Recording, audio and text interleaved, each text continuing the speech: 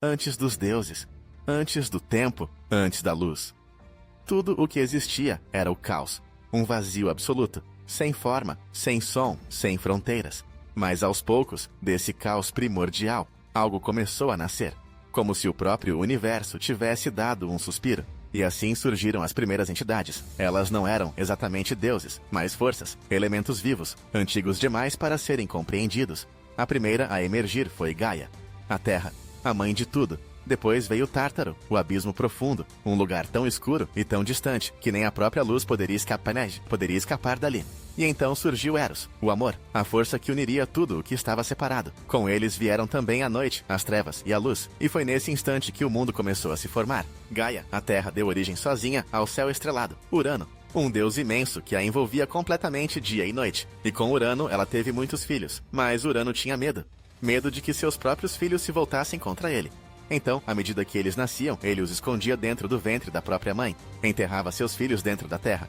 Gaia gemeu de dor e também de raiva, até que um de seus filhos, o titã Cronos, aceitou o chamado da mãe, e quando Urano veio sobre ela novamente, Cronos se escondeu e o atacou com uma foice feita de pedra. Cortou seu pai. O sangue de Urano caiu sobre a terra, e dali nasceram criaturas de vingança e loucura, as Eríneas, os gigantes, e Afrodite, nascida da espuma do mar que se formou ao redor de seus restos.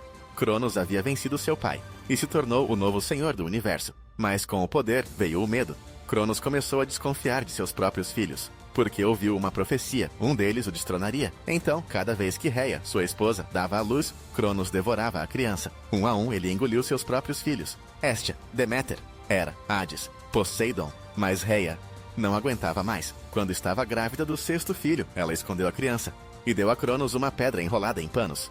Cronos engoliu sem perceber, e o bebê foi criado em segredo, numa caverna entre ninfas e leite de cabra divina. Seu nome era Zeus. Se você chegou até aqui é porque essas histórias te fascinam tanto quanto fascinam a mim. Então aproveita e já deixa o like aqui no vídeo. Isso mostra pro YouTube que esse conteúdo vale ser espalhado. E se quiser acompanhar todas essas mitologias sendo contadas com narrativa e imagem cinematográfica, se inscreve agora no canal. Vamos continuar. Zeus cresceu, e quando chegou a hora, desafiou seu pai. Fez Cronos vomitar os irmãos, que ainda estavam vivos. Juntos, os filhos de Cronos se uniram numa guerra contra os titãs. Essa guerra durou 10 anos. Foi o que os gregos chamaram de titanomaquia. Os deuses venceram, e Zeus se tornou o novo rei do universo. Ele dividiu o mundo com seus irmãos. Poseidon ficou com os mares, Hades com o mundo dos mortos, e Zeus com os céus. A terra permaneceu com todos. Mas foi Gaia quem criou tudo. A cada nova geração, os monstros voltavam. As ameaças surgiam, o equilíbrio se quebrava. Mas para os gregos, foi assim que tudo começou. Não com luz, mas com caos. Não com paz, mas com traição. Um universo onde até os deuses têm medo e onde o poder sempre muda de mãos. Se você gostou dessa jornada pela criação do mundo na mitologia grega, tem um vídeo aqui no canal que você precisa assistir. A criação do mundo na mitologia nórdica. Uma história de gelo, fogo e sacrifício, onde até o céu foi feito de um crânio. Assiste lá!